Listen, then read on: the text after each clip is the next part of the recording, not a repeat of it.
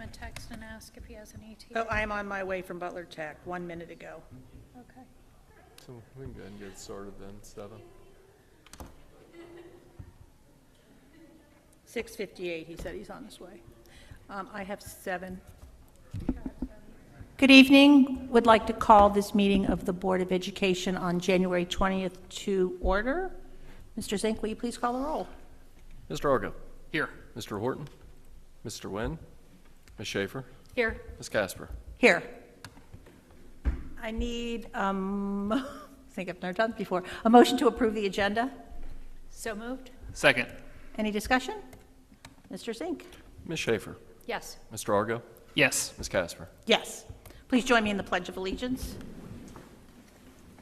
I pledge allegiance to the flag of the United States of America and to the republic for which it stands, one nation, under God, indivisible, with liberty and justice for all. Board President's comments. I don't really have anything. Mr. Horton is out of town on business, and Mr. Wynn is on his way. He is our Butler Tech rep, as we decided at the organizational meeting, and today was their organizational meeting, hence the reason for the 7 o'clock time. I will say one thing. I've gotten some feedback after the first 2 meetings that when you watch the recording, you can't hear everybody.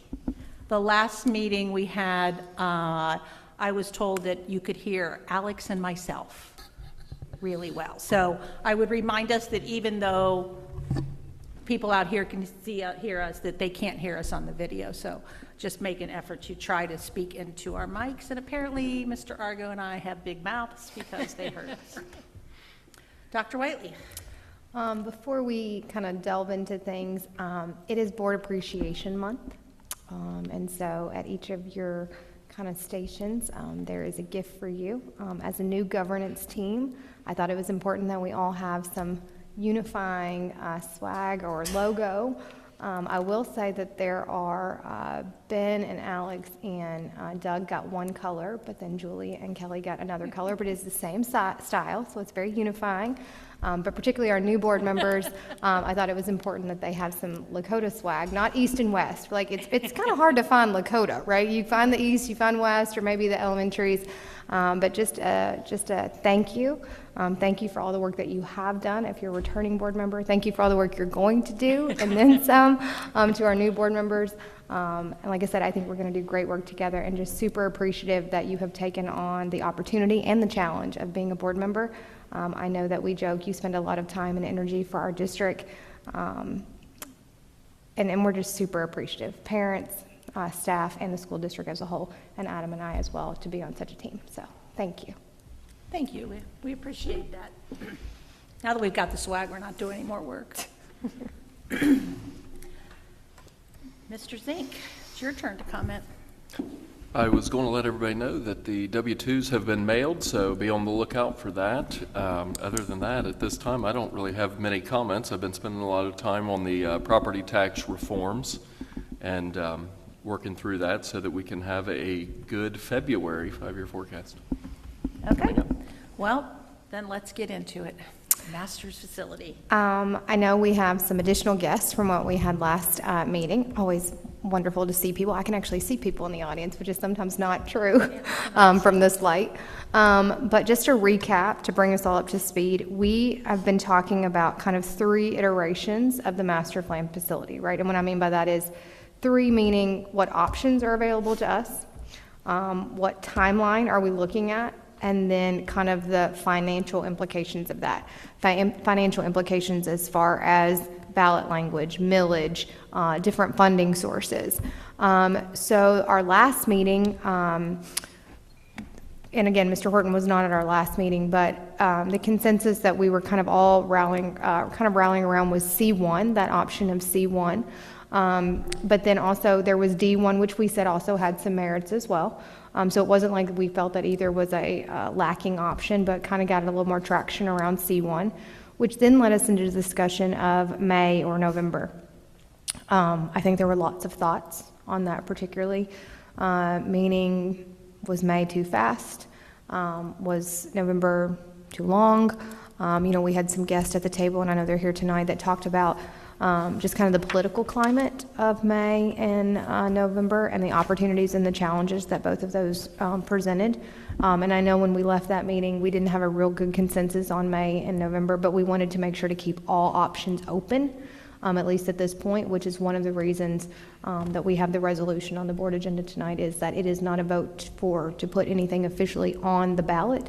It is rather an opportunity to at least keep the conversation going, as in if May is a possibility or November is a possibility. So again, it's just to allow us to continue the conversation because there has to be a passage of a vote 10 days between the second vote, and that second vote on February 2nd would be what would actually potentially say if we would go on the May ballot. Again, that vote would solidify that. But tonight's vote is really just to keep all options on the table.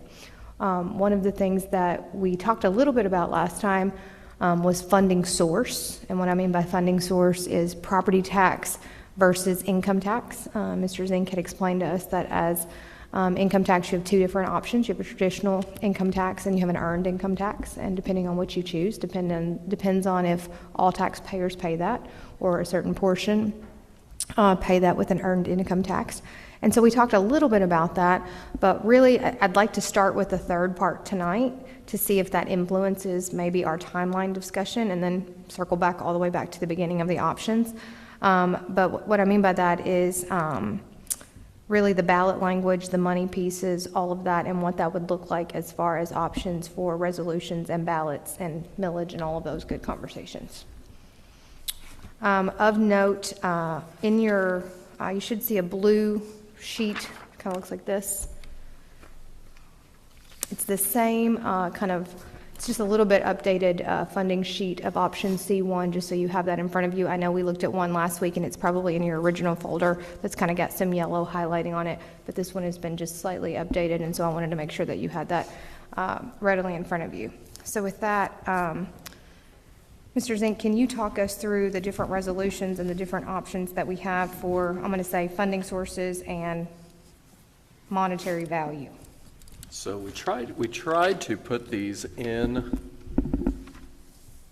all in separate items so that everybody could kind of see what these look like. So the first option, A, B, C, and D, we have 4 different options. The first one being a 30-year estimated to be, and again, we won't have the official on anything unless approved to move forward to then get the numbers from the county auditor or the Department of Tax. So the first one being a 30-year estimated to be around 2.4 mils. Then we have the second option being a 37-year, which would be an estimated 2.21 mils. And then the third option, a traditional income tax. And I did send a follow-up email today. Because of financing associated with this, you have to go in 1/4%. So due to that, the traditional income tax is based around the whole tax base, so it's kind of harder to hit the sweet spot on a property tax. The property tax millage is adjusted based on values year over year, where an income tax is set, kind of a set it and forget it. But it would be on traditional would be about 1/4%, and that would estimate to collect around $14 million per year. And then on the earned, it would take half of a percent, which would collect an estimated $21 million. So if it was at the 0.375, then the traditional would have collected a bit more than on the earned side, but because you have to go in the 1/4%, the earned would produce a little bit of a windfall, a little bit of excess, so a little bit more so than the traditional, rather. And then on the traditional earned, the income taxes, those can only be at a 30-year financing. So that is a difference there as well. So Adam, I want to make sure I heard you right. On the income taxes, you'd be looking at a 30-year mortgage. Financing, that is correct. And then on the more traditional route, I guess, of a bond issue or property tax, we would have the flexibility for 37?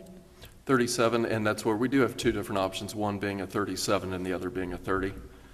You can go lower. I mean, you can kind of set those amortizations wherever. Okay. And the I'm just making sure I can read my own chicken scratch here. The 1/4% is the 14 million, and then the 1/2%, traditional, or earned income, or traditional income rather, is the 21 million. That's correct, yeah. And so, for example, a traditional is going to collect more because it's around your whole tax base versus the earned being only for dollars earned. It doesn't count against pensions or interest or Social Security. So if the traditional was at the same half of a percent, that would get you about 28 million. So that's kind of to show the comparison that the earned does collect less overall. So the earned is a 0.25%? Half, The earned is a half? Half percent. Quarter is a traditional? correct. And how much is the traditional collect? I'm sorry. 14 million, And the half? estimated. Right. And the earned income for 0.5% would be estimated to be about 21 million. So for my brain, can we kind of grapple with those two first before we go to the property, the property tax pieces? And the reason I say that is, Adam, I think you made a good point. In the traditional, your entire tax base pays that. And your earned, your business owners don't pay that. Those on pensions and things of that don't pay that. And I know the last time we were together, there was some conversation about, is that beneficial or is that not beneficial, right? Are we looking for the whole tax base to kind of pay in that, or are we looking to kind of maybe offset some of those messages about higher taxes and how they impact certain demographics in our community? So I didn't know if anybody had any thoughts about that specifically. The income tax in general is a little bit of a different funding mechanism than what we're used to due to it's based on where you live. So, where you could be business owners, or you could, you might not have to pay that unless you lived here. It's not associated with the physical properties like what we're used to. And then we heard a lot about the people on fixed incomes and whatnot, and so that's where the earned income tax would give some relief, as property tax reforms tried to accomplish for those folks as well. But the earned income tax then also makes, it will be higher for everyone else. For the ones that pay it, generally speaking, Then it would be for generally property be a tax. higher amount, correct, yeah. But then again, on the other hand, with an income tax, because it's associated with where you physically live, you've heard some feedback about renters. And so renters would also pay this just like anybody else that lives here. So let's start on income tax thoughts. Either of you have?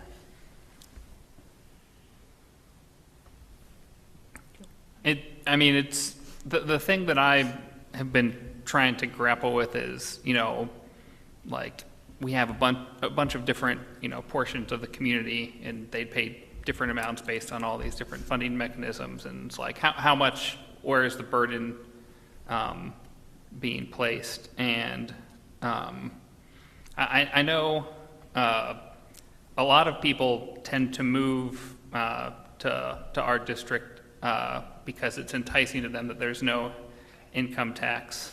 It seems like that's a reason, maybe not the main reason, but it's a nice bonus there. It makes me think that might be a harder piece to sell people on potentially.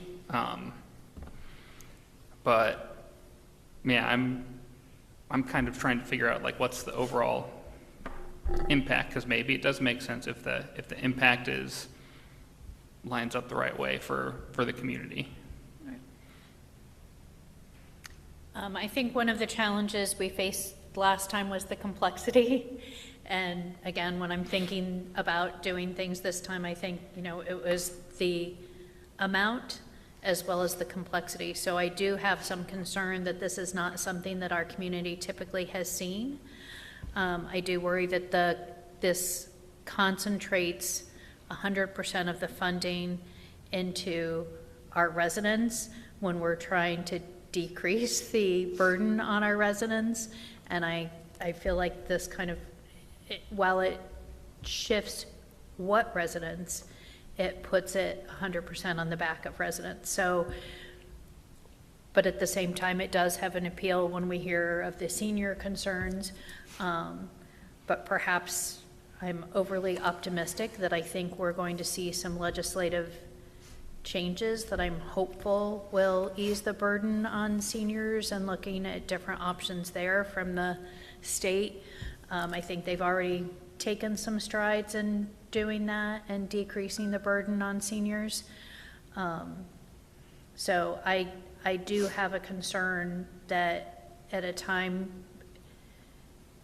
money is money out of a person's pocket. And while it changes who is mostly burdened, I also think that by putting it 100% on residents, that could be more of a hardship overall than property taxes. But again, I don't think there's a perfect answer, but I'm also worried about the complexity.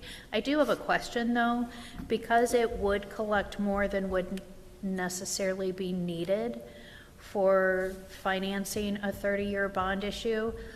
Would we just be able to use those additional funds to have that 30-year bond be paid off in, for example, 20 years or whatever the case might be? I know in the past we've been able to refinance our bonds and have it be a shorter payback period than the original amount. So is this another opportunity that if it were to collect more that we could do an early refi? Or? You can. Once you are hooked into an amortization schedule, once you have bonds sold, if you go with any type of, this would be viewed as general funded debts.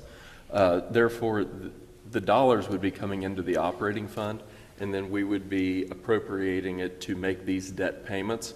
So when I said like on the earned, because you don't have the ability to collect the exact amounts like you do on the property side, you would have some excess. If you didn't have excess, then that would become a general fund liability. It would be a debt. That's where you don't want to be under. You try. It's not as easy to dial that in perfect, but because of that, then you could reserve those dollars to then potentially refi, shorten the duration, pay it off early, or you would have operating dollars to then spend toward the operation. One of the problems is it's viewed today, and I think we mentioned this at the last meeting.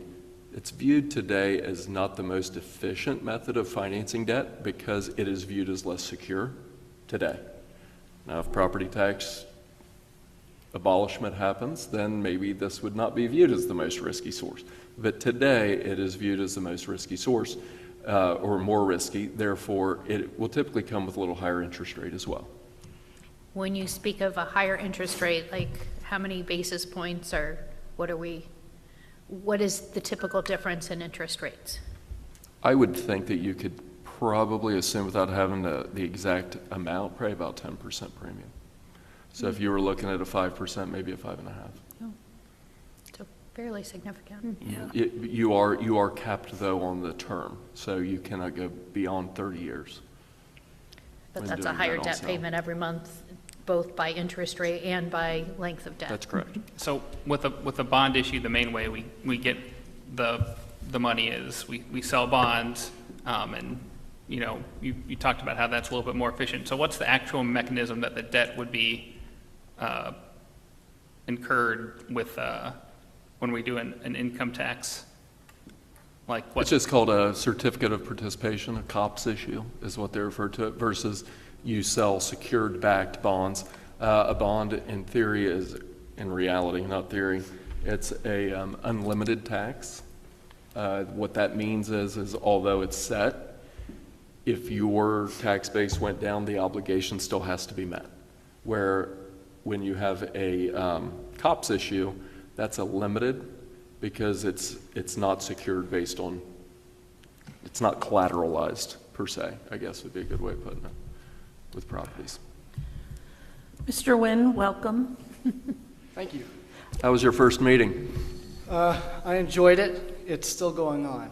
But We appreciate you stepping away to come. We're giving you catch up a little bit. We are in the discussion of, we are starting the discussion tonight with the funding of a plan. We haven't decided on a plan, a time, or anything like that. We're just now talking about the funding, and we started with, we have 4 pieces of information in front of us, and we started with either an income tax, a traditional income tax, or an earned income tax. And so we are discussing our thoughts on how we feel about it, income tax, whether it be earned or traditional. And I think we need a 0.25% income tax in order to be able to finance the plan, and we need a 0.5% earned income tax is the breakdown of that. A quarter of traditional and a half of it's earned. Yeah, for me, it's much more efficient if you're collecting the amount to make the debt payment. With this, it comes through the state, it's set, it comes through employer payrolls, it doesn't have that ability to do, it's just general funded. Is there any difference in the amount of time it takes us to get the money with bond versus this? Yeah, the timing on the on any income tax to start getting into that cycle is typically going to be an 18-month rotation to get that off the ground, where a tax levied on properties is going to start with a January tax bill, and then it's going to first half, second half, first half being sometime in around March. You get about, for us, it's about half of that. And then the second half comes in typically September, middle September, right in that range. Gotcha. We haven't gotten to the bond issue, but would that potentially like change the timing of what the implementation of the plan would look like at all? Probably should not, just because of the way we did have the last one structured with when the payments would start. We would take all those factors into consideration. I'm going to give Mr. Nguyen a minute to give his bearings and give you my thoughts for a minute. I agree with Mrs. Schaefer on this is not something we've done, and we're trying to keep it simple and explain to our community. I struggle with we don't want to tax any of our community, and we understand that, unfortunately, this is how schools are funded in the state of Ohio. But I feel like we're shifting from the burden from one group to another. When we, to Mrs. Schaefer's point, 100% on the residents and not businesses, I struggle with that. And I struggle with, while I hope, and I do think there's steps in the legislature taken to help our seniors, we are shifting the burden from our seniors, but now we're making everyone else pay more than that. And I think on the same end, your young families that are just starting out, they're going to struggle. So I don't know where the balance is, and so I would not be, I don't like the property tax or the income tax portion, but that's just my opinion. I think it's going to be too complicated to explain, and I think it just shifts the burden from one group. It's almost like you're choosing, and I don't love that idea. I would assume that if we rewound the clock about 3 years ago, that we wouldn't even be talking about those two options. You know, it's just part of where we're at today is why all options are being reviewed, where, you know, prior to the value changes, the way that they had changed, I agree. I don't even think that would be something that we would even take into consideration. Yeah. And the 18-month before you see it worries me. And then even after that, it's not stabilized for how much longer? We talked about that last meeting. It will stabilize after the 18-month period, months. but it comes in quarterly collections, and it's distributed from the state. Okay. Mr. Nguyen, do you have any comments on income tax? I would just say, in the conversations that I've had, I am more comfortable with the property tax. I think you spread it across a much broader tax base. I think it's not going to be as much of a hit to your young families. I'm more comfortable with the property tax. And then especially on the issue of flexibility, if this is a May or a November ballot, I don't think we have the flexibility to consider anything other than property tax. November, I think, gives us a little bit of flexibility, but I think the consistency of keeping it on property tax is going to be a lot more justified to the community. And I think for getting out the message, property tax keeps it easier for us to convey this levy, potential levy. I was going to have some of that same thought. I think potentially also with timing, I think we could have further discussion, particularly I understand Fairfield has a ballot issue that's I believe earned income tax on the May ballot, or is intending to, from what I understand. So again, if our timing was November, I think there could be some learnings from that of how their community reacted and if it was perceived to be a more equitable distribution of the tax burden, given that we already do have property taxes on the books, if others would be okay then with doing a piece that was an earned income tax. But I feel like if we were to go in May, I especially don't think that's something to consider. It will be interesting to see that in Fairfield because they also have an 8.9 property tax for fire and police. So they have an 8.9, it's a 3.9 and a 8, it comes out to be 8.5 Yeah. for police and fire, and then the earned income tax for schools in on their May ballot. Wow. I think I keep going, and I agree with what Mr. Nguyen said, but I keep going back to, we talked about the most fiscally responsible impact on our community. And I know we were talking about the plan, the cost of the plan. But correct me if I'm wrong, but I mean, an income tax is more, it's more for our taxpayer, right? Because of the interest rate piece, which is tied to that risk. And so I think if we're looking to have the least amount of taxpayer impact, this, at least right now, to me, has more impact on the taxpayer because it is riskier and then in turn more money. And so that's why I think the property tax probably is it more meets the mark of fiscal responsibility and being respectful to our taxpayers long term. Now, again, if something changes in November, we might have a different conversation, but that's kind of where I land. All right, so then that begs us over to the property tax pieces. Adam, will you walk us through those two? So we have a 30-year being an estimated 2.4 mils. That would be about $84 per 100,000. Again, keep in mind that, once you would pass a resolution of intent, then we would get things official. And then you'd have to take a resolution and proceed separately. That would come at a later meeting.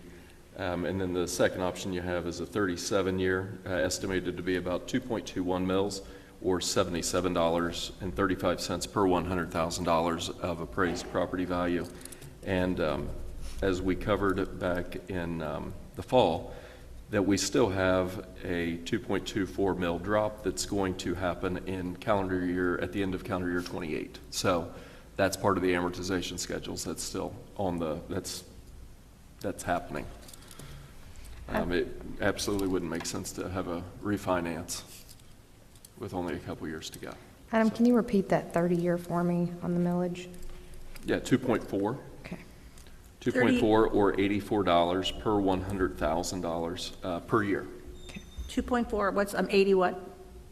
$84. $84. And then the 37 is how many mils? The 37-year is a 2.21 mils, and that's $77.35 per 100,000 of appraised value per year. Basically, to get the calculation, because you take an appraised value and then you turn it into a tax assessed value, or 35% of that, and that's where you get $35 per 1 mil per year, per 100,000. Okay. And with either of those options, I think to Julie's point just a minute ago was, we can refinance during those times and pay those off early, which we have done and are showing that we would do in the roll-off. Those are coming off early, but that is an opportunity to do that in both of these plans. Do we have any idea? Oh, go ahead. Do we have any idea of the interest rate for these, Adam? These are estimated off of a 5%, which is meant to be conservative. Again, that would all be trued up, once we would have direction to do more. Thoughts, questions? What is the estimated collection on these? Is that the 289 that we're talking about for C1 and D1? It doesn't look like it. It looks like, It looks like it's 223. Yeah, right. I'm going to just keep it clean, 223. That was gonna be my question. In the corner there. Yeah. In the corner of these, Adam, up at the top, it says 223,483. Yeah, that's the finance. The bond amount Yeah. is $223,483,492. And so, to Julie's question, the 289, The which is what plans- C1 and D1 cost, the other portion of that, when I subtract out the 223, that would be the co-funding opportunity from the OFCC of the 32%. That's the third, yeah, that is correct. Okay. Yeah. Yeah, there is a $25 million locally funded initiative in there, and then the other remaining portion would be coming from the state. But again, do we know the timing of Yeah, I was when gonna say, that money would come in? It's when your number is drawn. And again, to Tom, and Tom's in the audience, he's certainly welcome to come up as well. But, you know, I think you're at the mercy of when they call your number. The good thing is we have at least a couple phone calls now, one in the fall, one just recently, to say that number is anticipated to come sooner than we probably expected.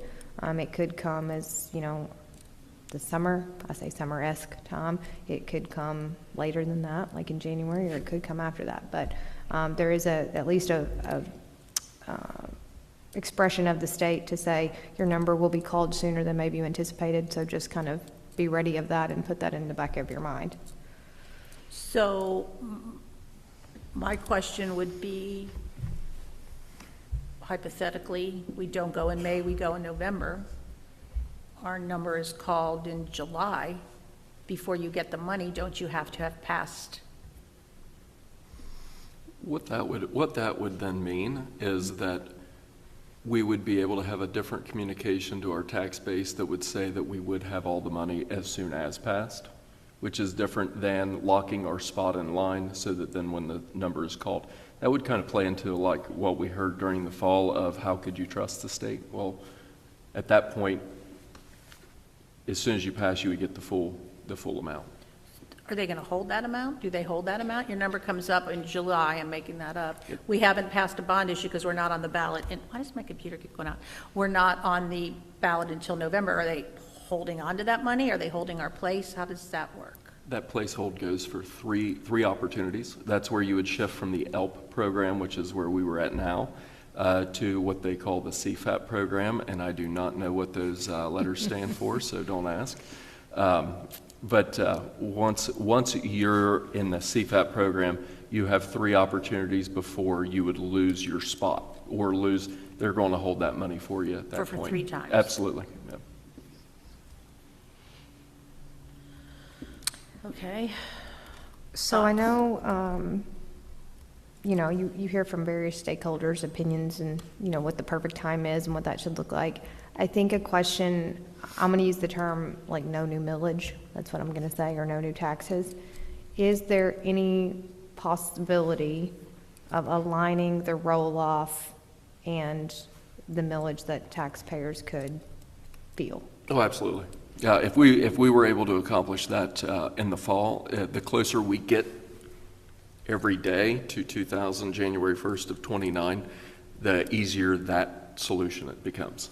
So, but, okay, let's, again, hypothetically, we go in November of 26 and we pass, the roll-off isn't until 29. Are we saying we're not collecting? Because again, that's a confusion and a trust thing. That's what I was going to say. And although people say I would like those to line up, I do think one of the narratives that we heard was that delayed collection was, well, how do we know that you won't change your mind? Or how do we know a board won't change? Is there a complexity, right? The benefits of you pass and you collect versus you pass and you hold to get it to time up with that collection so that people don't feel it one way or the other. Yeah, I think that would be totally a decision. We're the ones that let the county auditor know when to begin the collection. That would be a decision that we would make, probably most likely. That would make sense if we were going to do it at one time. It might make sense to do that again. One of the other complexities that we had in November was not only we were communicating the amount of the net increase against the roll-off. Right.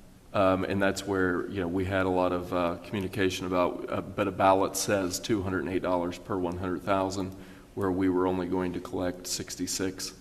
And because of that, this would be different because this ask would be around the 2.21, or the ballot issue would still read $77.35 or $84. per 100,000. So that is a little different narrative, perhaps, than what we had before. Is there a way, but it still looks like we're not being transparent. It still looks like we are going to say we're not going to collect, but do you trust us whether there's a resolution? I mean, is there any chance to revisit with the auditor about putting that on the ballot? Absolutely. I mean, could we revisit that maybe perhaps and see if we can get the language on the ballot that says that? I think there would be an opportunity to revisit that just based on some data of surrounding districts and That's kind what I of thought. things looked for them recently. I think we could certainly explore how that might be or what possibilities lie there. Does a delay change the millage that would be required? Or were these numbers assuming a delay, or were these assuming we would collect right away? Yeah, it's just like what we had in November. They have to certify that based on actual values at this moment. And so then based on the timing, that's when it kicks in. So assuming all things stayed the same, if you had a reappraisal and your property values had went up, the millage would be a decrease, but the net overall impact, if everything stayed the same, would still be about the same for your home. So we would potentially not even need to collect this amount, but we could collect this amount and pay it off early or something like that? Because on the last ballot issue, it was like, all right, this is what it says on the ballot, but because of all the bond math that we were talking about, that we would only actually collect a slightly lower amount. The amount's locked in. The variable then becomes the values that would change potentially between when it was approved and when we began the collection. So let's say our tax base doubled, then the amount we would need would go down by half, but in theory it would still be roughly about the same amount for each person if everybody experienced the same doubling. The millage would roll back because it only collects the amount, and the amount Right. that we would need is not going to change. The amount that the voter approved. Kind of like if the tax base decreased in value, then instead of 2.4 or 2.21, then that could become a 3, but then in theory people could be paying less because their property value was less. It'd still be coming out to about the same. Do we have a preference between a 37-year mortgage and a 30-year mortgage? I mean, I think that's essentially the difference of these two, which then impacts, the taxpayer feel, but Do you anticipate there would be a difference in the interest rate between the 37 and the 30? I know like with homes, it's different if you do a 15 Longer. versus Yes. 30-year mortgage. Should be, yes. So it should be lower with Should be, the yeah. 30-year mortgage. That's correct. But do you have a sense of, is that also 0.5%? Would that just be 10 basis points? Don't know exactly without getting the official. Okay.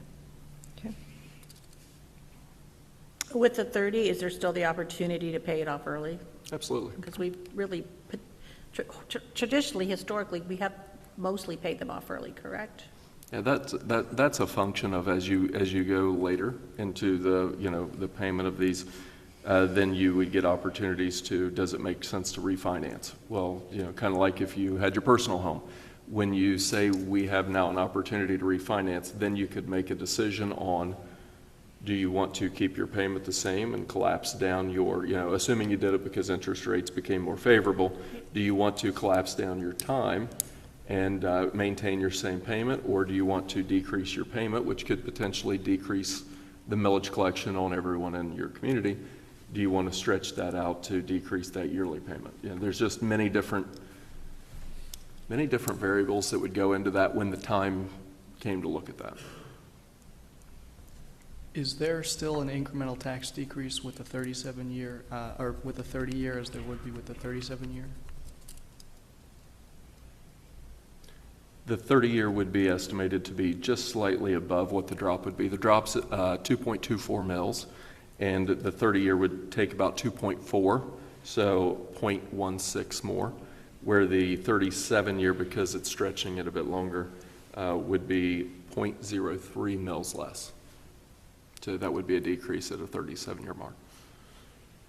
So, and you had mentioned, it may have been before Mr. Wynn arrived, that it would be per $100,000 of value, it would be $7 less per year if we did a 37 versus a 30.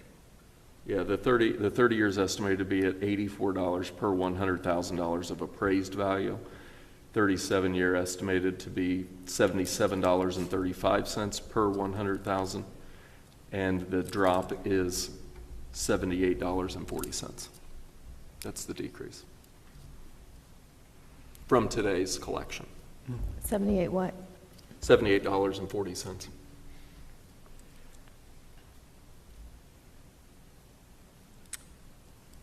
Any other thoughts? I guess, Dr. Whiteley, you asked preference. My preference would be the 37 years. I'm torn between lower interest rate and the less for the taxpayer. Another thing to remind everyone of, the reason we're doing this today is because you then need the 10-day window to get all of these certified, to then bring back the official, to then decide whether to proceed or not. So in theory, we could say we were proceeding with both of these and then decide that further down the line. In theory, you could approve all four, just to keep all options open, and then on February 2nd, we would decide if or any of these would be continuing forth for May. If it's not May, we have more time to look at that. So I think I'm not hearing, and correct me if I'm wrong, I'm not hearing a lot of support for the income tax. Is that correct?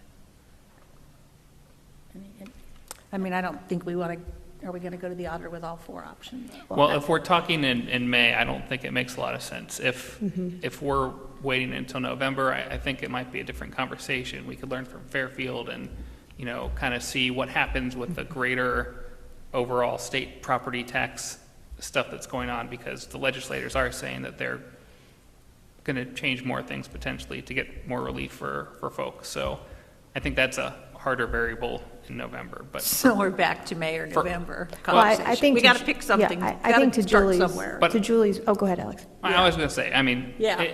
for what we're voting on here today, this would be for May, it seems like, because why vote if we're not talking about May? So I think, Right, and this would be, and it's only a resolution of intent. Right. It doesn't lock us into anything. Come February 2nd, after we get all the information back from the auditor, then we can say no or yes, and then, yeah. so for today's purpose, yeah, that's what I'm saying. I'm on Yeah. the property tax. For today's purpose. I would concur. So I think working backwards, that leads us to timeline discussion, right? And we've kind of alluded to that if you're talking, like we said, income tax, May looks different than November just because of the communication and education piece, because we've never really had any income tax pieces. So taking income tax and just putting it over here to the side, that's what I've done with my physical papers so I don't get them confused. Thoughts about a bond issue, whether that's 30 or 37 years. Again, still we can have some discussion, but thoughts about May versus November.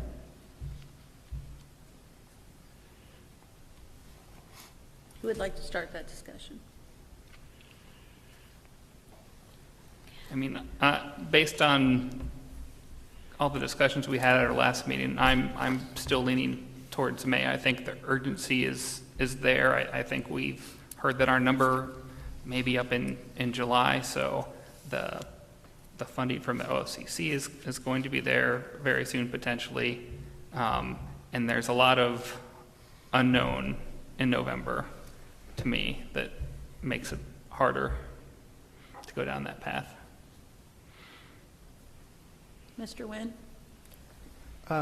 Adam, if I understand you right, if our number is called it like Kelly said in July or June, we still have the money from the OFCC whether we pass it in May or November. Is that correct? Yeah, it would still be held. It's just once you're officially locked, that's when the three opportunities come in. Now we don't have that pressure. Okay, but With the the OFCC budget. money, again, if we choose November, is still there Yes. for us to use. Mhm. Assuming the number would be called out. Yeah, and we don't even know if that's it for sure. Well, right. With the issue of timeline, and I know I've expressed it in the past meetings, November, I think, is very comfortable. You have a lot more time to educate our community, to help them understand why this plan is a good plan, help them understand, hey, you know, Lakota listened to you. Versus May, you know, people are going to go back. I assume they're going to, you know, the news is going to pick up on this. We're back on the ballot. And, you know, they're going to see that we had a decision by February 2nd, which is, rough estimating, just 12 weeks after we got denied on the ballot. People are going to see that we came with a solution 12 weeks after they told us no. And to me, if I'm reading this, I would say, well, did you guys consider any plans or no? Because you're looking at it, the board members, you know, had a 9-week period before we were even making any decisions at the org meeting. So really, the board has only been making decisions for the past 2-3 weeks. Did I get that right? 2.5 weeks. And as a community member, if I'm saying that the board only took 2.5 weeks before deciding to go to the ballot again, I'm looking at it and wondering, did they even consider it? Did they even, is this genuine? Or it seems disingenuous. Did the board really consider their options, or did they just shoot for a lower number, and are we going to keep doing that every single election? I think if we aim for May, then we kill ourselves in November. If we aim for November, at least we have an honest chance. May is very soon. You're going to have a lot of, I think May would be an emotional election if we decide to go back on the ballot, because you're going to have community members who are going to be up in arms over this one. They're not going to really look at the plan, but they're just going to say, well, you didn't really consider any alternatives. You didn't really digest what our verdict was last November, so we're going to shoot this one down as well. And like I said, I think that then we blacklist ourselves from November. I don't want to keep trying every single election.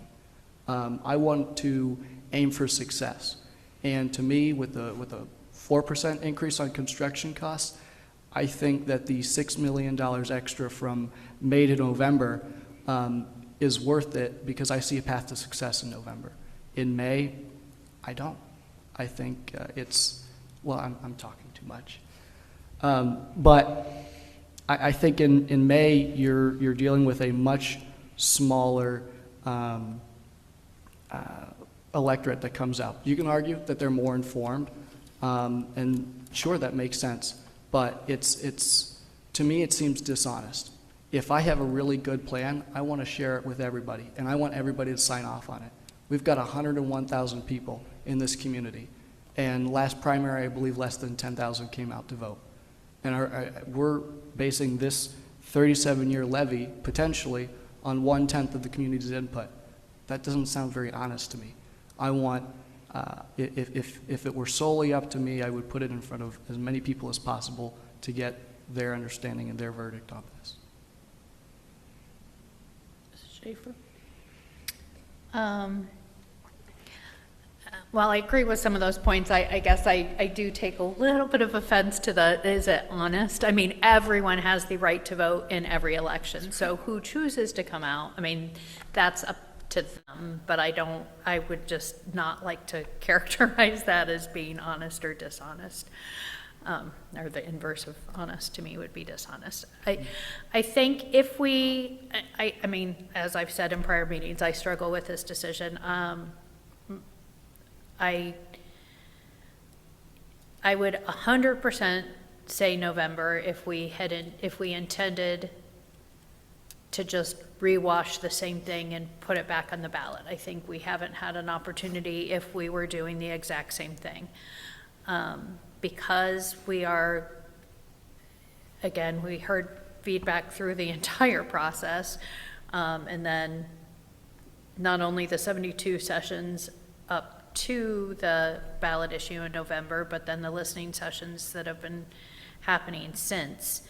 I think we have taken a significant amount of that feedback under advisement, and I think that's why we're looking at a significantly scaled back plan, recognizing that while it would be nice to have all of our elementary schools be up to today's standards, that's not the will of the community, and so that's why we're focusing on where we think we can get our largest return on investment to answer immediate needs. And I struggle if the best time is May or November, as we all know. I think there are definitely pros to May in that we've been talking about this for 6 years. We have families who are going, my kids are going to age out of the system in the amount of time you've been discussing this, and you still haven't solved the problem for my family of overcrowding, and are you ever going to? But the flip side is, there are going to be, to your point, people who are going to say, this is so quick, you just did this, give us time to breathe, give us time to learn this. But then I can argue the other side of that as well, because most people truly don't tune in to learn until, at best, the month before the election, and often at worst, the day of, or sometimes as they're walking into the poll. So again, I very much want this to be successful. I don't want it to be drowned out by the noise of everything else that's on the ballot. But I also want to give our community time to join us and understand and be educated. And I don't know if that's better in November. Like, I really do struggle with what is the best timing on this, as we all know. I had a couple questions for Mr. Zink today, and I said, it's rare that I go into a meeting where I don't have a good idea which way I'm going to land, and it's determined by the conversation of the evening, and tonight is one of those nights where it is going to be determined by the conversation of the evening. I feel we are struggling. I want a crystal ball, and I want a fairy godmother to help with the decision. I struggle with both also, because I feel like there's pros and cons to both. I will say that to Mr. Wynn's point, again, a lot of good points, but let's not discount that while we were not successful, we still had almost 40% of our community that wanted this. So I don't feel like we should be discounting those people. And I think that when we talk about the community and giving them time, to Julie's point, some of our parents are now at the point where the trust factor has gone the other way. You have been telling me for 6 years that you're going to do something, and you're not. So that concerns me a little bit if we wait. There's a part of me that wonders every day a new question comes up. For instance, we talked about this. There's no PI in this. We had a PI. How are we not having a PI in this one? So those kinds of questions I struggle with. So I don't know, honestly. On that PI piece, I do have concerns because, again, we heard a lot of feedback that in order to maintain our people want us to do an excellent job of maintaining our buildings. And while we have some PI dollars right now, a vast majority of those, I think other than, $3 million goes to improvements. But the rest of that PI money is funding technology and other needs, and those needs aren't going away. So to think that we're going to steal from technology to use for maintenance, and while I appreciate with some of these renovations, we'll take care of some of those maintenance needs, I also don't want to saddle future boards with the decision of, am I investing in a teacher, or am I investing in, a whole new roof versus a patch job and a roof, like has happened historically.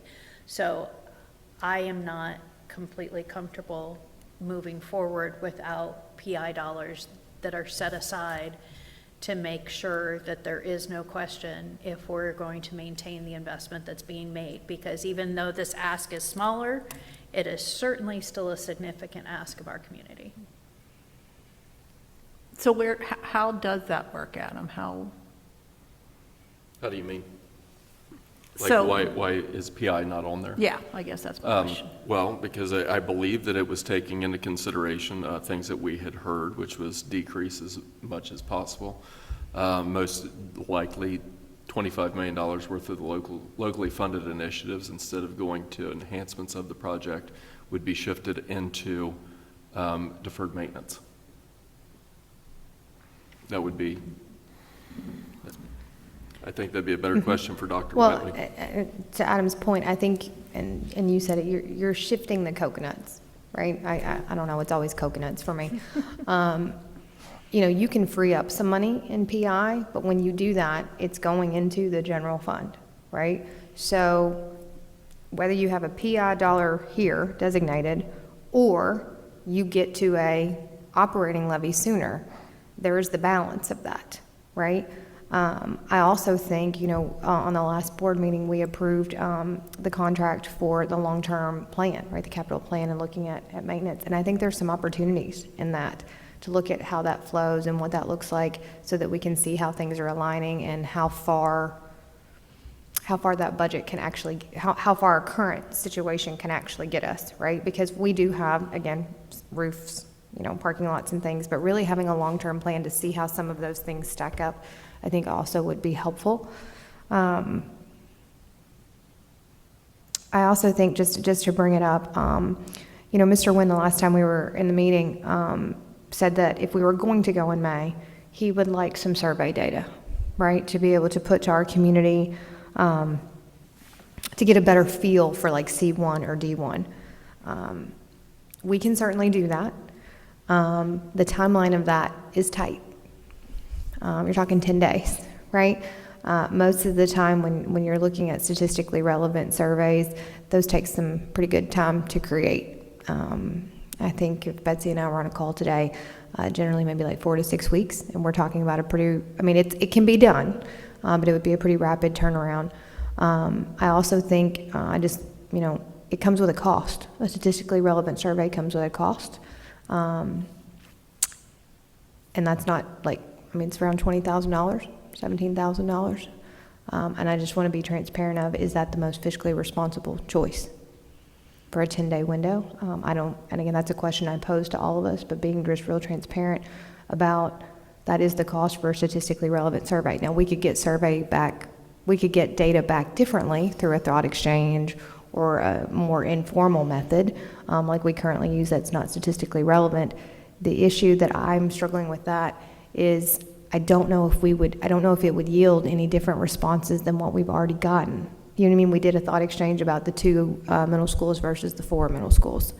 So that's again, data collection we can certainly do. I think it's, do we want to do statistically relevant or not? Because again, the price point of that and the turnaround ease is different.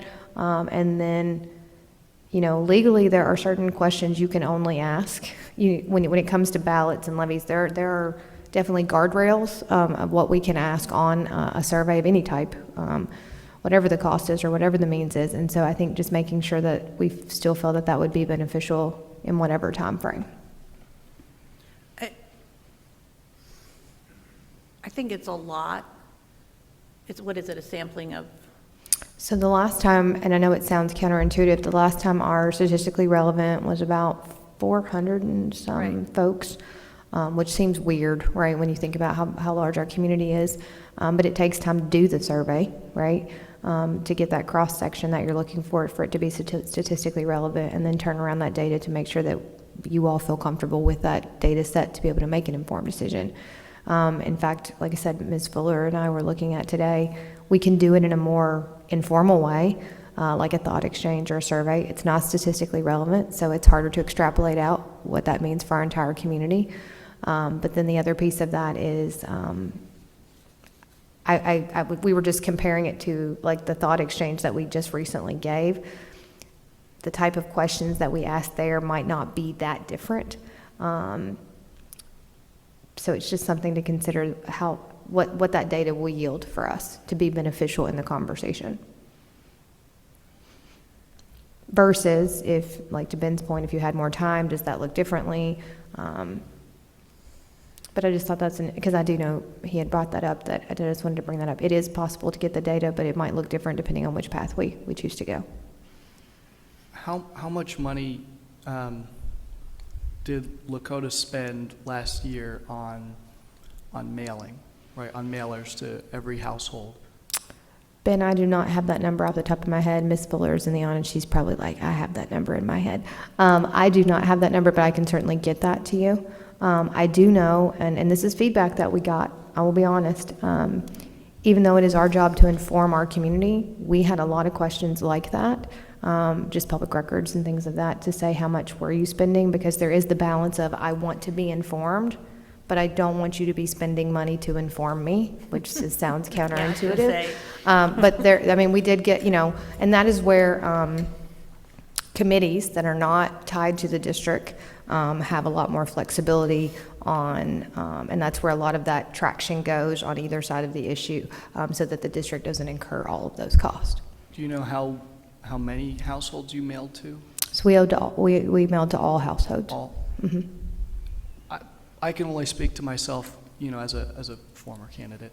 It was $14,000 for me to mail out to just 11,000 households. Now you're talking about 100,000. The survey might be $20,000, but I think that's a much more reasonable price than spending potentially hundreds or tens of thousands of dollars on mailers if we were to lose in May. To me, I think a $20,000 survey is well worth it if it informs us, if it informs us that the community is behind this plan, and we go in November, well then, I don't see any path to success in May. I think that we lose in May, so that's where I'm operating from. And to me, if we're spending tens of thousands, hundreds of thousands of dollars on mailing out information to this community, well, I'd rather take the $20,000 survey than incur the mailing cost and lose. And if we lose in May, there's a lot more cost than just the mailers that we're going to have to be reconsidering or making decisions about. I also think, to Dr. Whiteley's point, there are things that we cannot ask in the survey, which are things I think you would like to ask in the survey. Correct? What is, I know you want to get feedback. Is your intent to say to the community, do you like C or D? My intent would to gauge the comfort level of our community, ultimately on May or November. And we don't have that time for really any profitable results to be given to this board. And so for me, we have, I talked to Ms. Julie this morning. I didn't even know what I was going to vote on this resolution of intent this morning. We have board members that walked into this meeting with no idea one way or another. And so for me, we're spending 9 hours, and that's just in the board meetings over this decision. Our community is going to spend 15 minutes in the car before they go vote, and maybe 10 more minutes on the Journal News or something. That's the amount of time that they're going to spend on making a decision. And when we're 9 hours into this decision-making process and we still have no idea which is the better way to go, I think we got to operate with that sort of mindset when we look at our community. And to me, November gives them that time. I don't feel like, sorry. I don't know how that's a survey question. Sorry. I'm sorry, go ahead, you done? Survey question would, be more so on the lines of, if we have a plan that accomplishes, class sizes, we don't cut any programs, extracurriculars, the 2 additions to the junior highs and the high schools, and then, hey, here's ballparking, what the cost would be. Would you sign off on this? That's the kind of things. So and I don't know if we legally, can. we can't cannot do- ask anything about cost. We can't do that. Can we ask a comfortable price point? We would get legal guidance on that, but I feel confident that they would say probably not. My concern with that is everybody's comfortable price point might be different. How do Now, Ben, one of the things and Ms. Fuller and I talked about this at length today with legal counsel. The beauty of the two options is that they're the same price point, right? So the money is the money. And legal counsel explained that is a benefit because you're not saying, are you more comfortable with this price point or this price point or this price point? The fact that they're the same is helpful, but there would be, like I said, whatever survey is given, we would want to make sure that legal, clearly if there's anything around money or anything of that nature, that we would get guidance on that. Because that is directly addressed in the auditor's FAQ about surveys and levies, and so we just want to be very, his comment was, money questions are normally not feasible on a survey. Do the board, the rest of the board, do you feel like if we go in November versus May, that we have the capacity to answer those questions on our own? Oh, I guess I've asked Dr. Whiteley and Mr. Zink the same question. Do you think we get the feedback that we're seeking in-house if we wait till November? Or I personally don't know how I feel like we've engaged. We haven't said, like to your point, Ben, we haven't said, do you like C or D, but we've said in our survey, do you like 4 high schools or 4 middle schools or 2 middle schools? So I feel like we've gotten to some of that. I don't know if we can do a survey that will tell us if we're going to be successful in May or November. That would be nice. I wish we could. It would kind of be our This crystal is where ball. the crystal ball and the fairy godmother comes into play. I think we could ask a more focused question about the two plans, and, if there's more enthusiasm for a different plan than we thought there was for, that could definitely Can we do that? inform us. Can we, Alex, do you mean like Like we could do a thought exchange that's more focused on that with maybe some more details around what that would look like, because before we just said. So, I will, and I'm not saying it's just a point I have in my brain. When you look at the thought exchange that we just got back, the biggest difference, and I'm not saying there are not other differences, but the biggest difference between these two plans is 2 junior highs and 4 junior highs. That's when you simplify it down, there are some other pieces for sure, but question four, how important is it that future middle schools are located in both Liberty and Westchester townships? High priority, 36%. Medium priority, 30%. Low priority, 22%. Unsure is 13%. When you boil it down between the two plans, and there are nuances between them, that's a different data point maybe than where the group is leaning. But I also think they don't have, I would have answered that as well. I would say that that's important until I hear that there's operational savings that are realized by going to 2. There's educational benefits by being able to have the houses and expand the offerings and better utilize the staff. So when you add the other components that aren't part of the question, that's where I struggle with some of those questions because it's in isolation. Almost all or nothing. Yes, but when you look at the continuum, you're like, okay, this is, I'd like, Julie, do you drive think- a Rolls Royce, but I wouldn't like the payment that went with it, so I'm not gonna get it, So- It's, Or the maintenance. And I'm not sure we have the exact numbers, but if you say, okay, if we go with this option, this is what student opportunity looks like, this is, what,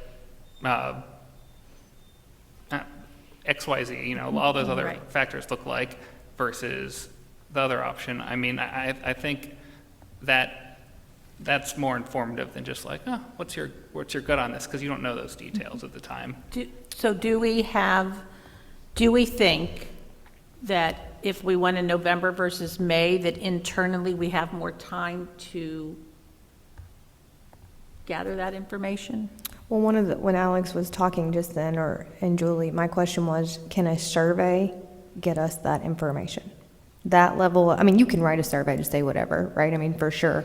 But that level of nuance and understanding and dialogue sometimes that people need to kind of understand. When you, like, again, educational programming, okay? I'm married to a non-educator. If I say educational programming to him, he's like, what are you talking about? Like, what does that mean for our child? Like, that's just not a term people use. And so that's where I think survey, conversation, or survey, like in person. But again, I struggle with the in-person because we didn't see the traction as much as we wanted to see there. But I wonder if I just wonder the nuance of how we're trying to get that information and what's the best format for that. And if people feel like, oh, it's something more tangible, are they going to come out? When I think about like the redistricting back in the day when we did that and we had maps and dots and all the things. Yeah. Then we got a lot more engagement because it was something they could see and touch and feel and be a part of creating. In my brain, I keep going to Jeff Steck, who always, our consultant who we used to use for community conversation, who said people support what they co-create. And I think that, I agree that perhaps a survey wouldn't be the best tool, but I do think that there might be an opportunity for more people to engage at a deeper level. And again, if they don't, that's their choice. Like, we've given that opportunity to weigh in and have a voice. I do think it's important to recognize we don't have a team member's voice here tonight, right? Mr. Horton is absent. One of the things for because he's on work business, I just want to clarify that again. But, you know, one of the things about the resolutions, the vote for the resolution, which is on the agenda, is that it just keeps the discussion open, right? It keeps the November dichotomy still there. And so we can continue to discuss that with ultimately a decision having to be made on February 2nd, right? Because that is the vote to put it on a May ballot. This is merely just to keep all options on the table. But I think the other iteration, so February 2nd will decide May or November, but the other piece of that is you got to know the plan that you're putting on the ballot, which then leads us back to our very first point, which is where we started last week, between C1 and D1, which I think goes back to Ben's comment about I'd like a little bit more data, like to kind of know how people are landing.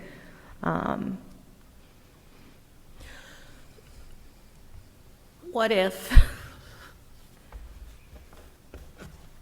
if we do the resolution on the 37-year bond just to keep it, we still have to have a conversation with Mr. Horton, and we still have to have, I mean, it's only 10 days, but is it 10 days to try to decide how we want to move forward? Well, and we do have a master facility, I think it's next week. We have a master facilities committee meeting next week on Tuesday from 9 to 11, so the conversation can just keep right on going. So that is a possibility. So maybe that's what we do, because we know we have a hard stop on February 2nd. Mm-hmm. It's either yes or no. Correct. On February 2nd, and that's state rule. That's Yeah. not Yeah, Lakota. That's not a Right, Lakota right, rule. Yeah. right. Because it has to be filed by February 4th. And so we just need a little bit of time between February 2nd and February 4th if we're going to go that route to make sure we've got all our I's dotted and T's crossed. So I think I heard Kelly say approve the 37-year. We could also approve the 30-year. I mean, we can just approve them both to keep Okay. them kind of at play. And we've put the income tax over here. Or if there is one versus the other that we feel gets more traction, we can go with the one.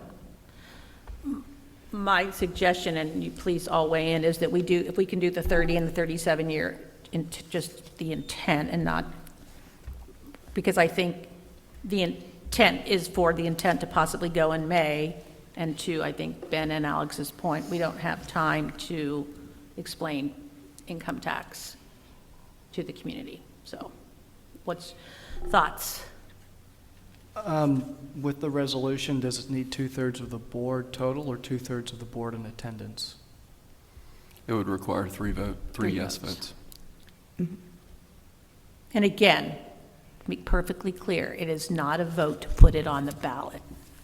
It's just a vote to continue the discussion and to get the information back from the auditor's office. The vote to put it on the May ballot would happen on February 2nd. Second. Mm. And that would require 4 votes. It requires votes. 3 votes. Without the Because PI, there's no the reason PI. it There's no required PI, 4, okay. yeah, 4 if there's votes a last time PI. was because there was a PI. It's considered a combo. Yeah, when it's a combo. Feedback? Well, and I guess, do you two have any additional feedback you'd like to provide? Perhaps I'm trying to pass the buck, I don't know. I was just about to say, after board, I was going to get feedback from Okay, them. but sorry. Go ahead, Dr. Whiteley and Mr. Zink. If you had to pick right now, pick, go. 1, 2, 3, go.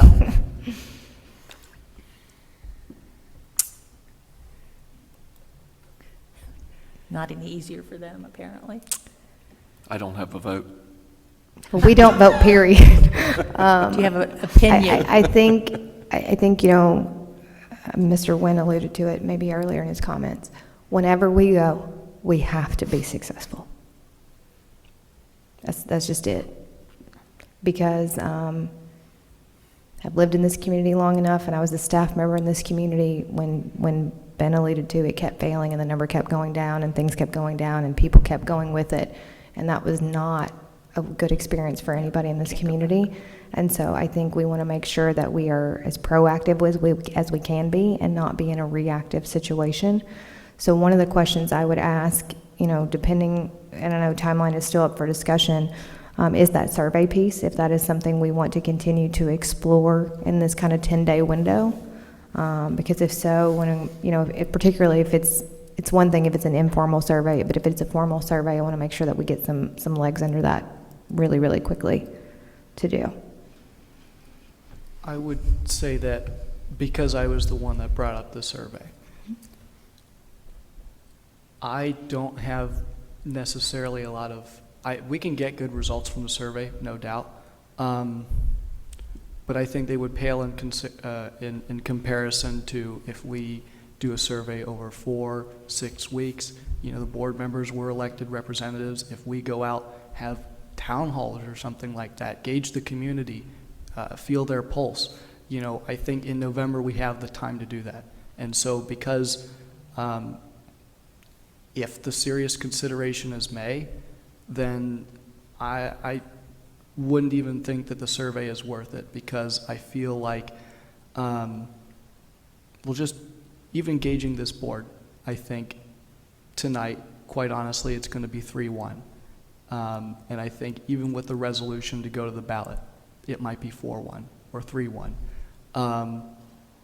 Because of that, I don't even think that a survey would, I don't think that the $20,000 on the survey would be worth it. I would say save the money, put it in mailers, put it in informing the community. Mr. Zink?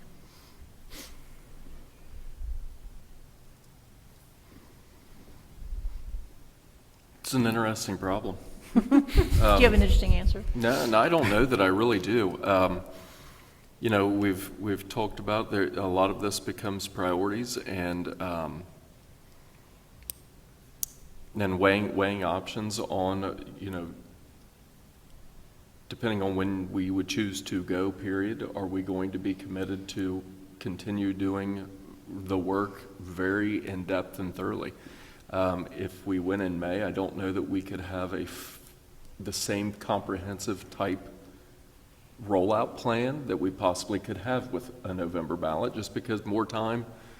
I believe we do have a level of commitment that I haven't seen in a long time as far as getting highest quality information possible out and really trying to do things. But then there is there's also the cost of delay. We understand that, but then, you know, there's both sides of the coin. You could say that there's also a value in a delay, because maybe if you have a different plan or a better plan, maybe then you could produce some savings. So I don't know that, depending on who you talk to, I talk to so many people all fall, I don't know that we're ever going to have the right answer. It's not a one-size-fits-all for sure. You know, we'll leave this meeting and tomorrow I'll talk to 3 people and 2 of them will say I sounded great and 1 will say I was completely lost my mind, You're just like crazy. the rest of us. So, you know, that's just part of it that comes with it too. I do know that whichever direction that we would choose to go in. I do know that Dr. Whiteley and I are definitely committed to supporting everything we can for the district and for the board to try to make sure that, you know, the goals and initiatives are pulled off. So, you know, we're here to be helpful, but it's not easy. And it was quite the process this fall. Yeah. I will say that. I will speak just on my behalf kind of to Mr. Nguyen. If I make a decision tonight to put it a resolution because I want to explore it, doesn't necessarily mean that I'm going to move forward. I would just ask you to, everybody has their own opinion and their own thought process, and I would just kind of shy away from trying to make a generalized statement. I truly am, if there's a fence, I'm right here in the middle of it. So, yeah. So where are we? So I think I'm hearing, I just want to recap, I think I'm hearing we're holding on the survey right now. And again, we can talk about Tuesday if we want to do something informal, but the formal, statistically relevant, I'm going to call it the Paul Fallon, you know, that kind of idea survey, we would hold on. And then I think our next step would be to look at the resolution vote, and I think I heard we would take the 30 and the 37 bond issue for the property tax, right? That's, how does, my personal opinion is, might as well look at them both and see, but I don't have a strong desire one way or the other. I think at this point, all options are good options. That's right, Right? not all Until we options are roll good them all options. completely out. Said that today. And to give you a little background again to help with that, I believe that the purpose around the 30-year was because we did get a lot of feedback that a home mortgage is typically a 30-year, not a 37-year. And so that was just to get some feeling on what that could come in at and what that could look like. You know, a lot of these options that we have come around or come forward with feedback that we had received, trying to, you know, knowing that you're not going to make everybody happy no matter when you do anything, but trying to make sure that we could get the most support or do the best that we could for the community. Nobody wants to do bad. Right, and I do feel like, I think we've taken some steps to listen to some of the issues that we had in November with the plan. I think it's a struggle because we're all so anxious to solve the academic issues. So we all feel such a sense of urgency to get this done because we don't want to continue to see the class sizes that we've seen. So it just is like there's so much need that it's hard to pull back and reflect on the broader picture of the cost benefit of going and being not successful potentially in May, and are we setting ourselves up for more potential success if we wait till November, even recognizing that that delay is costly, not just from a financial perspective, but from an academic perspective. But as we found in the last plan, it doesn't matter. We can have the best laid ideas and it's going to solve a lot of issues of operational savings and everything else, but if we can't get the community support, we're back to square one and we haven't moved forward and solved any problems and gotten any traction. So, I mean, none of us have a crystal ball, but in my my fence wobbling, while I recognize that November is going to be very crowded, a lot of competing interests, I think if our number is already up, so we can already say that, my heart of hearts says that November's better. I'm sure there's other people sitting here whose heart of hearts is telling them the exact opposite and they think I'm crazy. And that's okay, but that's kind of, do I think it would be better if we could pass this in May? I do, because I want to solve those problems right now for kids. I don't want to have to start thinking about making those terrible decisions of how we're freeing up class space if we're not successful. But if I really am honest and true with myself and my pros and cons list that I've made and remake and redo in my brain, I think we have a better shot in November, is what my gut tells me. So to that end, we would not vote on any of these. But I'm just, Well, but Mr. Nguyen has already, But again, if you want to continue to the discussion, I would be willing to move it forward. It doesn't, again, I may teeter a different way by February 2nd. If it is the will of the board to move forward, I would be amenable to that, even though my current leaning is November.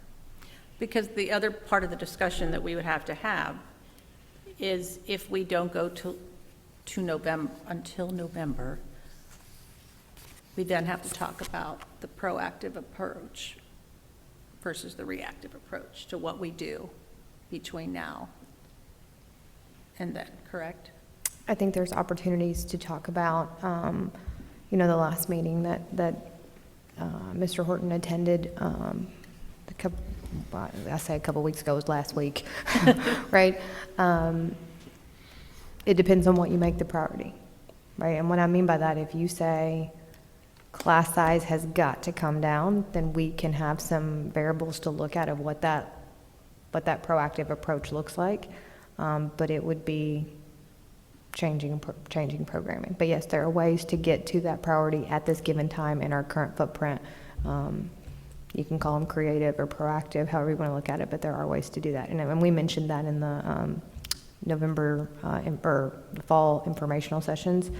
You can certainly look at things like specials, kind of further reducing the rotation that we have, although I think I've been very honest and open that my goal sitting in this seat is to bring those back in their full rotation and to have those at a steady zenith, but we might have to pull back to bring forth. You could also look at all-day kindergarten, taking that to a half-day option, and if all options are options, not only could you look at a half-day option, but you could look at a tuition-based kindergarten. All options are options, right? I'm not saying I agree with either, I love either of those, but we could look at different options to be able to get some space back to look at class size a little bit differently. But all of those certainly have impacts that we would have to talk through academically. So back to the question, are we voting on a resolution tonight? And I'll just speak for me on this one. Without Mr. Horton's presence tonight, just not having a full board, I don't think it hurts to keep the conversation open. Like I said, I think we're all honest. Sometimes we sit here and we change in the minute, or we change from meeting to meeting, versus we don't do it, and then we say on February 2nd, woulda, shoulda, coulda. At least you keep it open, and again, without a voice here that we haven't heard from in the last couple meetings, I do think that's just an interesting nugget to consider. So one thing that Adam said was, between May and November, there may be a difference in the amount of detail we can get into things. But I guess from my standpoint, like whether it makes sense to continue this discussion, part of it boils down to, are there unknowns on what those things are, and can we figure some of those out, or at least figure out what those unknowns are that can be made known?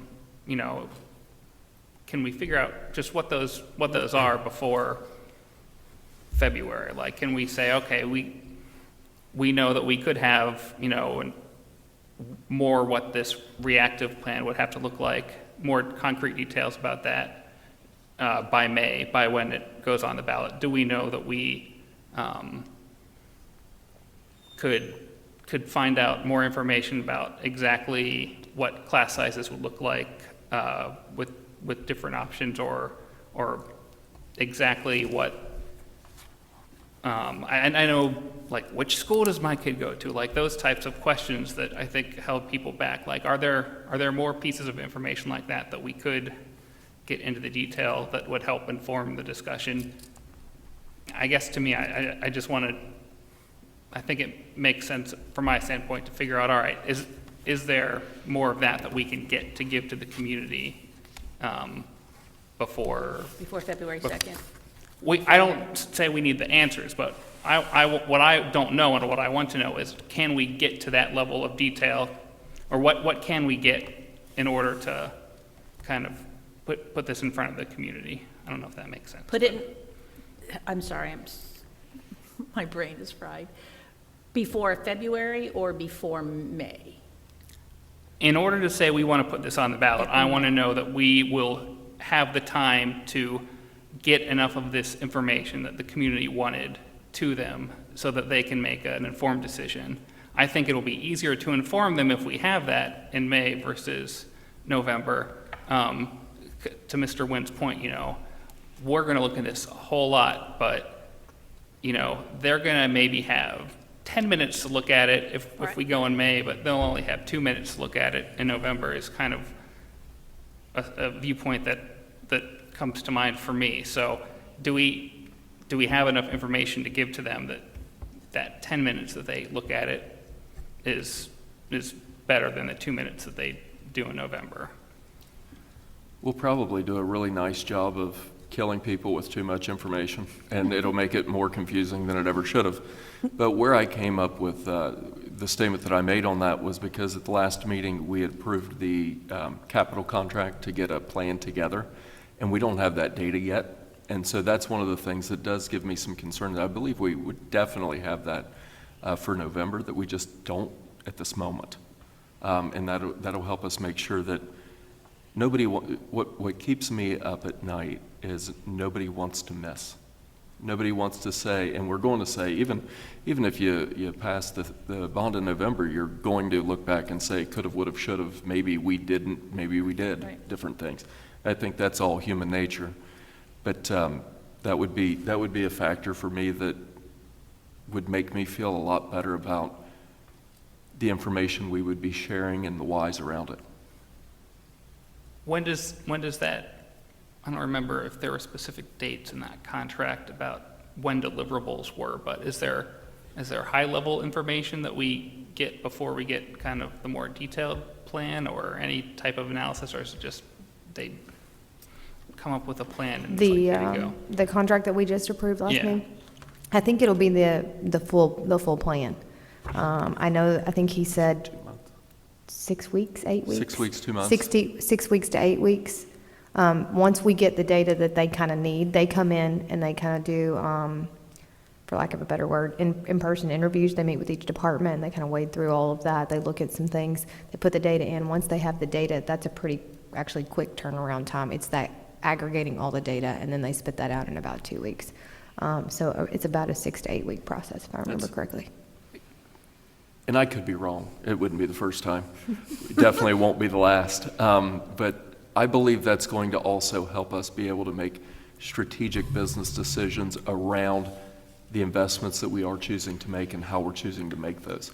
Sometimes we might be a little short-sighted with how we're making choices and not looking at a bigger, longer term or shorter term, depending on what that could look like. So I've got a lot of high hopes for this. I definitely think that For the plan, budgeting process. if nothing else, helps with the lack of trust around maintenance that we heard in the fall. You can see it. It will all be kind of lined out, and how we group those dollars and how we spread those dollars from year to year. Yeah, we've actually, Ms. Casper set in on a interview process with transportation today, and here's a fact that you guys have probably all realized, but I'll just say it. We run lean here. We really run lean. We really run efficient. But because of that, sometimes we can overlook where we can make some investments, like this capital plan, like in a routing audit that we did, that can produce some really good results for the district. And I think that we've done some really nice steps moving in that direction to make sure that we're not leaving stones unturned and looking into how to maximize the resources that we do have.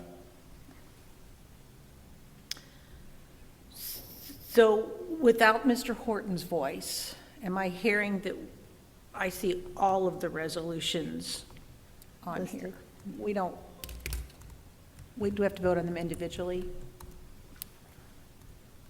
Or however you would choose to do so. So- You could say, because do we get a motion for A? And if there is no motion, then I suppose we could move to B. I see, okay. I tried to make them in a way so we didn't have to read everything in depth, because that would become a very Yes. cumbersome point in the meeting for all of us.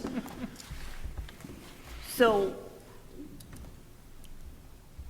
what I'm hearing is there is some interest in doing a resolution for intent for the sake of just getting it to the auditor and getting it back. That it is not, if we decide to not go in May, we do nothing on the 2nd, and that letter or resolution of intent just dies? Do you, Absolutely. I don't have the ability to move this document anywhere without board approval. So, yes. either one? So you need both, you need two, so it would just, the second one, if we Two-step decide to go in process. November, the first one would just be null and void because we didn't do the second one. That's correct. Yeah, it's a state of Ohio timeline, that if you miss the timeline, it doesn't matter. It doesn't matter if you approve all of these in March. It will be all for naught. The fact that we aren't getting that for what, 6 to 8 weeks puts us mid-March. Yeah. I would like to see that line up with a plan. I would like to see that line up with the plan, but then there's not time to inform between now and May. Okay, we're just gonna, unless we are, is everybody comfortable? Anybody have anything else they want to say? I personally, again, I just want, for the sake of conversation, to put it on there, and we can go from there. Anybody? Can we vote on these separately? We are going to vote on them separately. Yeah, this will not be, if it was a consent, then I would have to take all 4 if it was approved. So yeah, I would definitely recommend each one individually.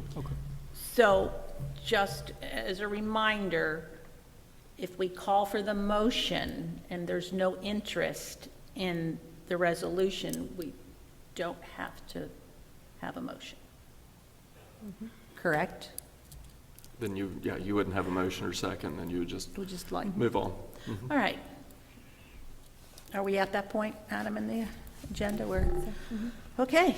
I would like a motion for resolution of necessity of bond issue for the 30 years. 30-year bond. Do I have a motion? Another thing that I'll add before you get to that point too is motion, second, and then the floor is open for discussion Right. prior to a vote. So then you could still discuss more in depth each one of these should you want to do so. I'll make the motion. We'll see if there's a second. Is there a second for the 30-year resolution of necessity? Second. Okay. Is there discussion? Any more discussion?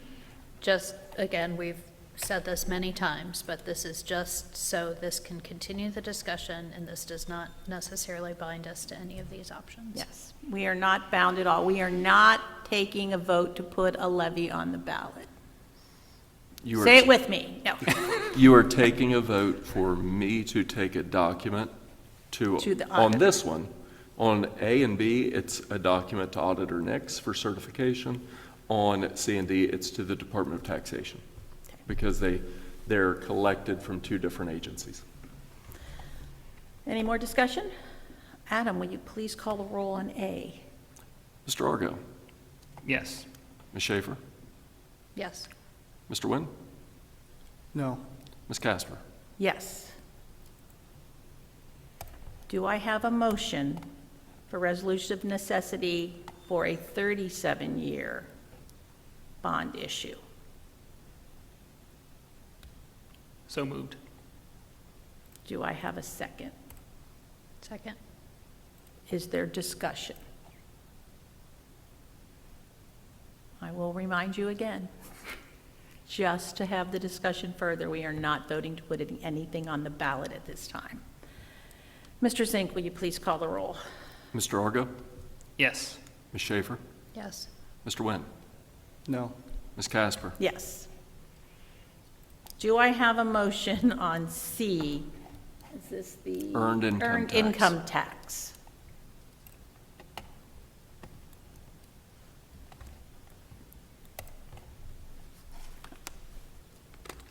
So there is no motion, correct? Do I have a motion on D, the traditional income tax? Okay, there's no motion on D then. You have one more board action Yeah, item. I see that here. Do I have a motion to accept the second read of the board policies that we expected the first read last meeting? So moved. Do I have a second? Second? Is there any discussion? Does everyone remember? It's just to line up those, The three, 0152, 153, and to 155. have everything on the same page. Mr. Zink, will you please call the roll? Mr. Nguyen, Yes. Ms. Schaefer, Yes. Mr. Argo, Yes. Ms. Casper. Yes. Sorry, I've lost my place. 7A. Mr. Zink, it says you have no action items We here? had some items on there earlier this morning. We were having some issues getting the save of C and D into this, and it appears that those items were dropped off, so we'll pick those up at the next meeting. That would be minutes and the December financial report, so we'll pick that up at the next meeting Oh, and yeah, have they're that all on on there. there. Superintendent's recommendations, A and B. Personnel and approval of donations. Do I have a motion? So moved. Second? Second. Any discussion? Questions? Dr. Whiteley, I know that we talked about the IMSA trainings and Hope and Strength. I was just wondering if you would be, if you could just kind of generalize, you know, you know, we talked about concerns with SEL and everything like that. If you can just talk about what that really looks like, you know, not Yeah, so what Mr. Nguyen is referring to is a Hope and Strength stipend that's on the personnel agenda, which then tied into the larger conversation about social emotional learning, particularly for our younger students and what that looks like. If you remember, the state standards are tied around the CASEL framework. That's CASEL, CASEL framework. And there are a series of standards that we're responsible for, but really it's focusing on self-awareness, problem-solving skills, empathy with others, meaning like how you interact with not only yourself and your self-awareness and self-monitoring, but also how you do that with your peers, and then being able to take all of that and reflect on your problem-solving skills. So the example that I gave to Mr. Nguyen when we were talking about this in like a K2 world is something like the concept of sharing, right? So if I have Play-Doh in the middle of the table and I'm using the Play-Doh and suddenly Adam takes it from me, which he would do. I'm just joking. He would. And he would take did the that. Play-Doh. You know, I need to have my own self-awareness of how I react to that issue. But then I also have to understand how that plays with other people and how I problem solve to have enough self-awareness and self-monitoring skills to be able to cope through that problem. So I might think of how we could share that or how we could both use the Play-Doh rather than snatching it from his hands and saying it's mine and having an explosive remark. So really, it's really just how we want our younger students to be able to, again, self-monitor and have self-awareness, but how they interact with others and having the problem-solving ability to do that. So it's just good, well-rounded adults and individuals that we want not only in our students, but also in the world. And so really that stipend is just to cover how that extends. Again, we have that in the K6 world, but we also have that in 7 through 12 through Hope and Strength. And so that's the stipend to cover those pieces. Thank you. I just Yep. want to sort of address the community and certain aspects of it. Lakota's not in the business of indoctrinating or choosing or, you know, pigeonholing which or who to vote for or how to vote. Lakota's in the business of making future-ready students. And to the concerns that SEL is a pathway by which we make left or right voters, I would just refer to Dr. Whiteley's remarks. We're just teaching them the golden rule. Keep your hands to yourself, share, treat others the way you want to be treated, right? I mean, it's really just the advancement of skills that are necessary for development, right, of students and adults, into adults. Right. Anything else? Mr. Zink? Ms. Schaefer, Yes. Mr. Argo, Yes. Mr. Nguyen, Yes. Ms. Casper. Yes. We have come to the part of closing comments. Mr. Nguyen, we'll start with you. I usually print it out for myself, but 1 second here.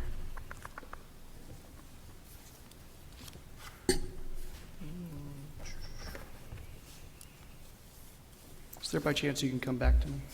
Sure, Mr. Argo, do you want to go? Appreciate And we'll it. go back to Mr. Nguyen.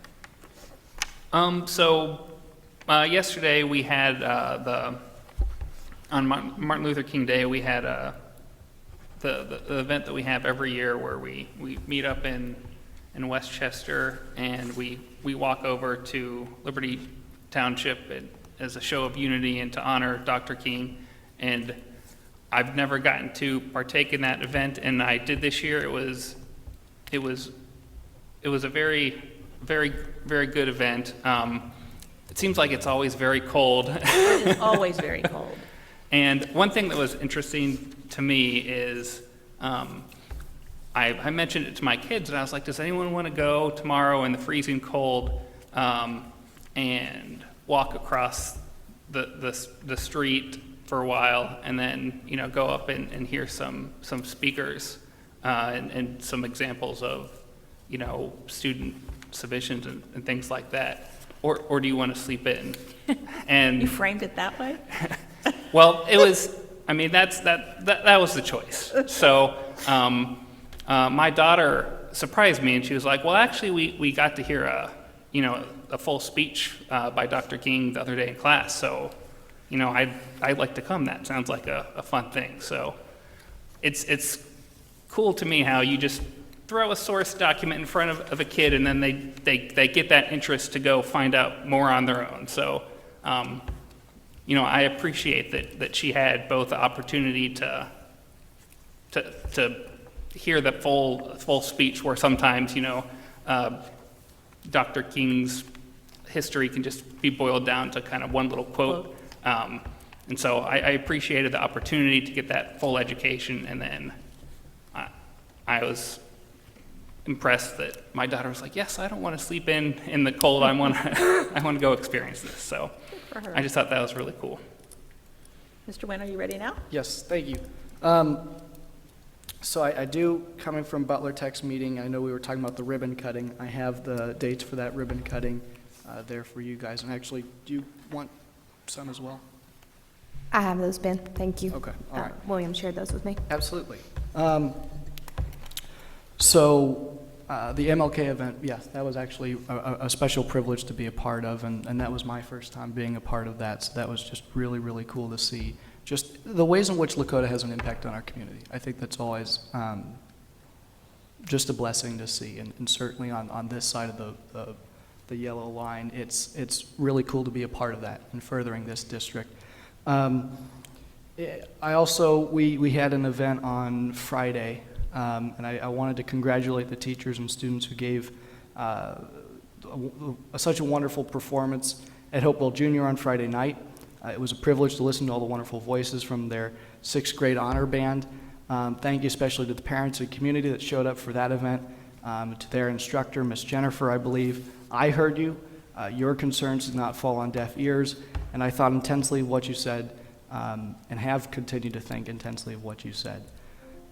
I have 2 comments about the particular section under superintendent's recommendations, or 1 comment really, but to address 2 of the talented individuals and the other,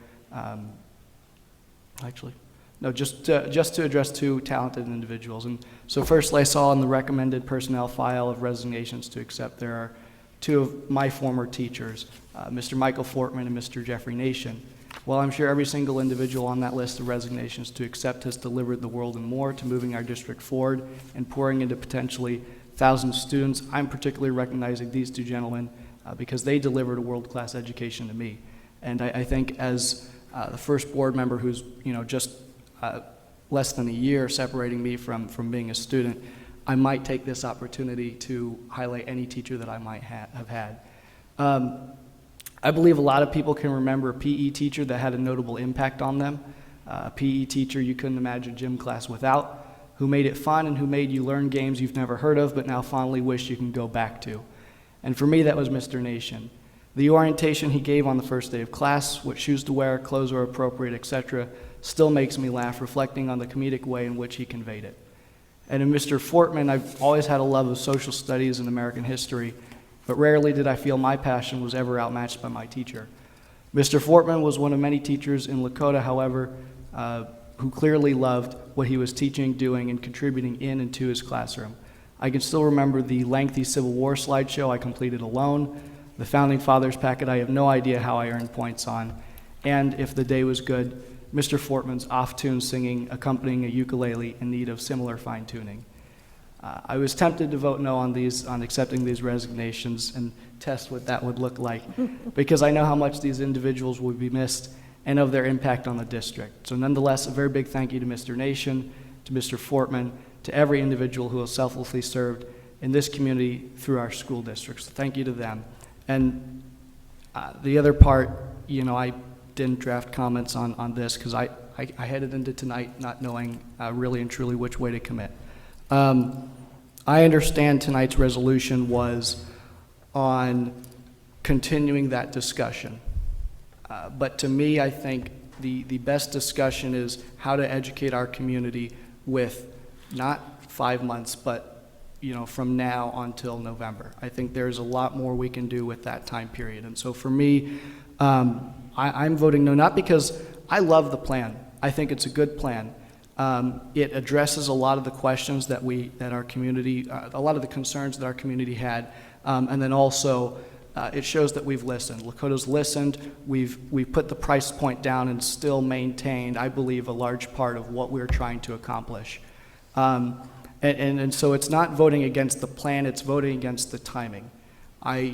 On Friday, I went with Dr. Whiteley to some of these schools that are decommissioned, that will be decommissioned, and we were at Edina, and Dr. Whiteley was telling me, I think it was you or Craig that was telling me of a kid who, it was his first time, and we're in January, it was his first time that he had went to the Innovation Hub there in Edina, because every other day it's used by 4 class periods. Give or take, they rotate in and out. Mm-hmm. And to me, that's heartbreaking, because I always loved the Innovation Hub at any school that I've been in. The Innovation Hub is fun. It's an exciting thing. You get an excitement as a student every time you're in a room that's not your classroom. And the urgency isn't lost on me for this plan. And it's because of a story like that. It's because of those students that I voted no on tonight's resolutions, because to me it is so urgent that I don't want to impulsively head into May trying to play catch up, trying to get our ducks in a row. I think November leaves us that time frame where we can get our ducks in a row, get that information out, and win, because we need to win. And this is a good plan, and I don't want anyone to mix up my no vote for a no on this actual this master facilities project. It's a good plan. Our staff, Elevar, has done a terrific job with it. It's just the timing. So sorry for being long-winded.